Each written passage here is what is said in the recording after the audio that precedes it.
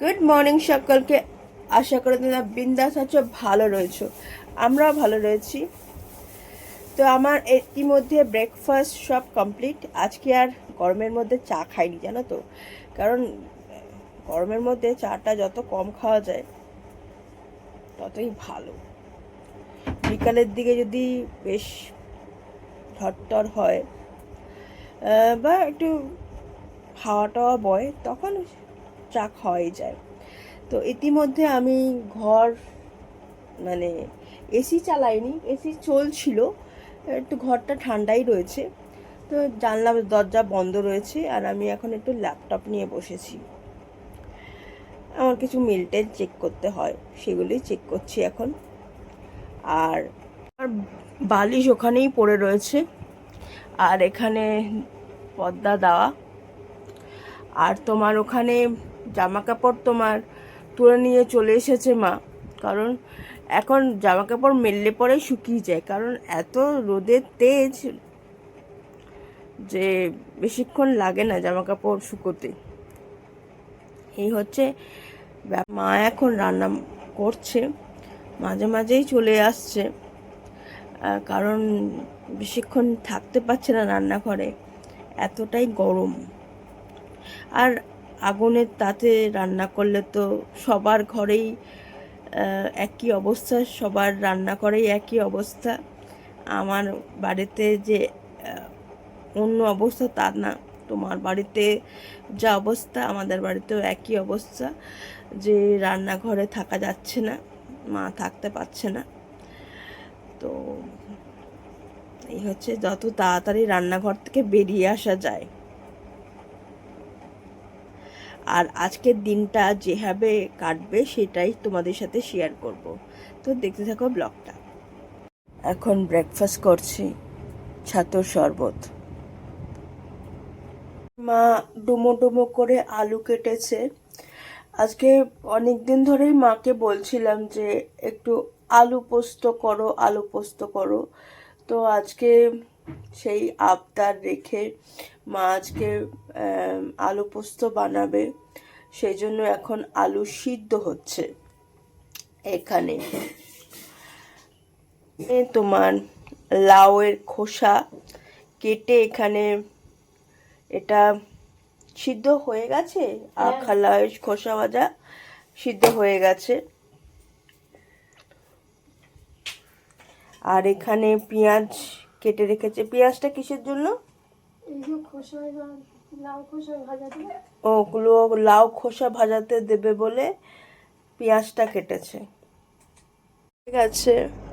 তো আজকে লাল জবা অনেক পেয়েছি, আর আজকে বাতাসা দিয়ে পুজো দেওয়া হয়েছে। উপরেও প্রচুর আজকে জবা ফুল পাওয়া হয়েছে, পেয়েছি আর কি। আর পুজো দেওয়া হয়ে গেছে।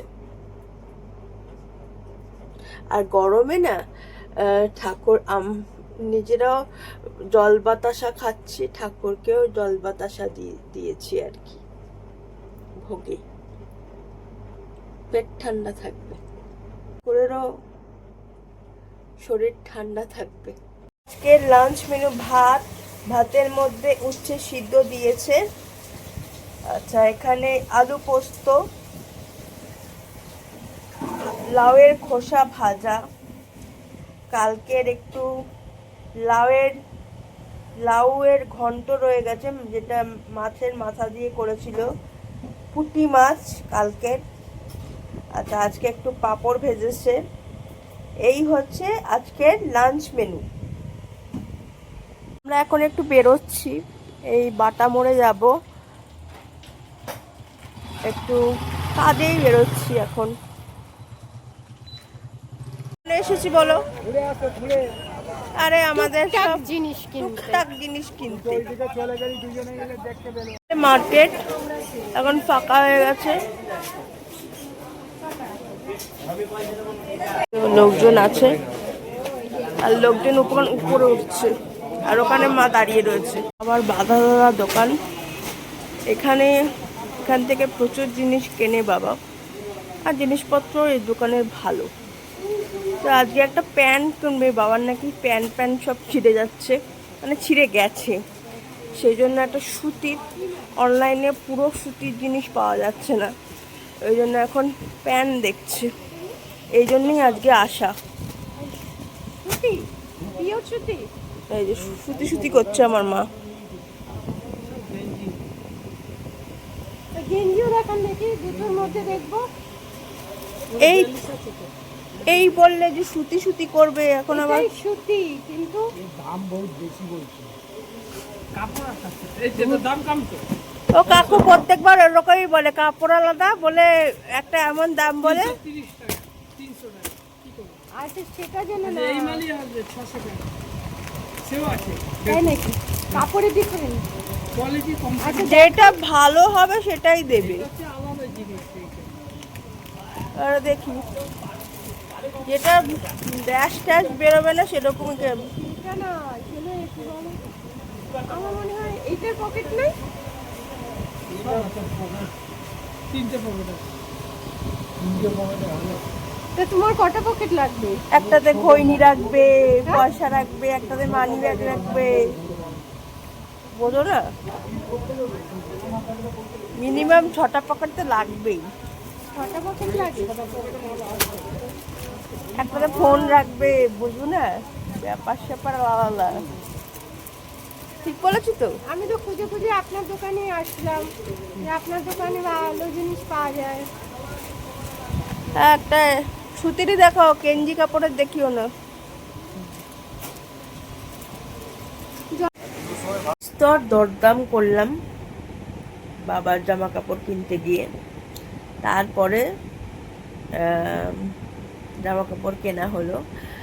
তো যাই হোক, আজকের ভিডিওটা এখানে এন্ড করলাম। যদি আজকের ভিডিওটা ভালো লাগলো তাহলে প্লিজ সাবস্ক্রাইব করবেন আমাদের জীবনকে, আর যদি ফেসবুকে দেখছেন তাহলে ফলো করে দেবেন পেজটাকে, আমাদের জীবন পেজটাকে, এবং সাথে থাকবেন আমাদের আরেকটা ভিডিও নিয়ে। কালকে আবার দেখা হচ্ছে আপনাদের সাথে। সবাই ভালো থাকবেন, সুস্থ থাকবেন। Bye bye.